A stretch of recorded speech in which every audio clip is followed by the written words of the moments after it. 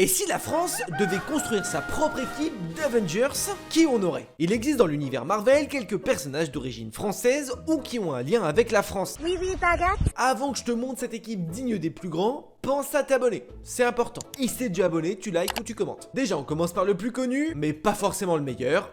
Batroc. Il est un vilain de Captain America. C'est un mercenaire français expert en sport de combat. Alors même s'il n'est pas décrit comme un héros, je suis sûr que c'est un très bon compatriote et qu'il serait prêt à tout pour combattre pour son pays. Dans ses rangs, on ajoute Guillotine. Elle, jamais apparue dans la MCU, mais qui est certainement la plus française de toutes. Elle est une pure parisienne. Petite, elle s'est blessée avec une épée qui l'a rendue liée à cette arme. Une malédiction familiale qu'elle a su tourner en son avantage. Et je sais pas vous, mais moi j'aime bien son charisme. Et malgré tout ce qu'on peut penser, la France n'a rien à envier aux États-Unis, puisque nous aussi, on a notre Steve Rogers, Captain France.